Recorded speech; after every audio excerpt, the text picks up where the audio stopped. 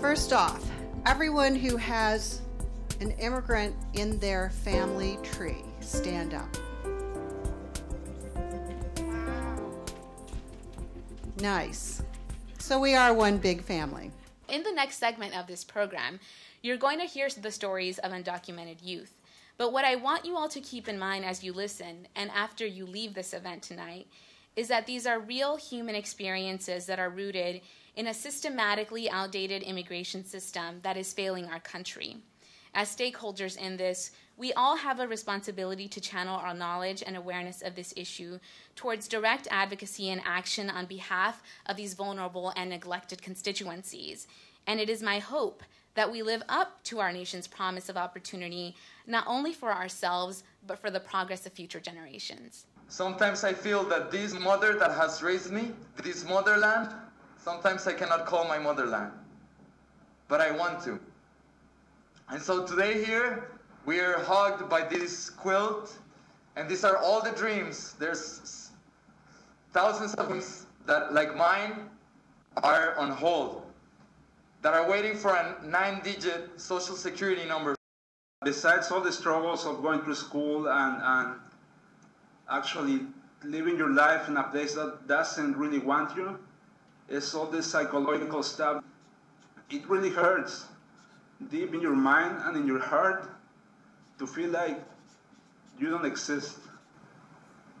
Without a social security number, it's just really hard to feel like you're someone in society. You feel like you're nothing. You feel like you're at the bottom of the food chain. You feel like you don't even exist. You feel like people overlook you. In our group, we have valedictorians. We have students who are among the top 100 students at their college and their university.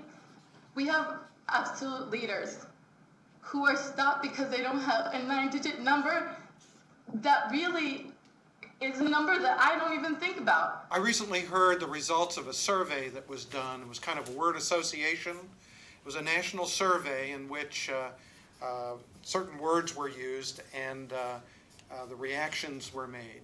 And the word that I'm going to use had a reaction that was over 90% in its response. And the word was immigrant, and the response was illegal. That is affecting us as a country. For if we are a nation of immigrants, and our attitude toward immigration is one of illegality, it strikes at the very core of who we are. If a child of people who are undocumented goes through the school system, has proven that he or she has, earned the right to go to college, has proven the grades, has, done the hours, the community service hours, has, gotten all their tests together. I mean, this person is ready to go to college and excel at college. Why stop that person? When you put a face on it, that's how you fight anti-immigrant rhetoric and vitriol. Right. You don't fight. You don't fight their numbers with your numbers. You fight their numbers with your kids, right, who have feelings and who are people and who are articulate. I told my table I'm really tired of the wonderful, well-meaning programs in our schools and cities coming to our schools to tell our kids about all the programs and opportunities that my kids are not eligible for, because they don't have that social security number, and it hurts them. It hurts them every time they hear about something they can't do. It hurts them, and that's where they start to give up and drop out and go down the wrong path, or just leave and say, fine, I'm going to go back to my country. I'm not wanted here. So many of these kids are truly extraordinary, and that they're probably the kids that are the most passionate and the most eager to go to college and to make a difference, because they actually know what it's like to have to live as a second-class citizen. And I just think it would be such a blessing to be able to have these kids actually contribute completely and fully to our society.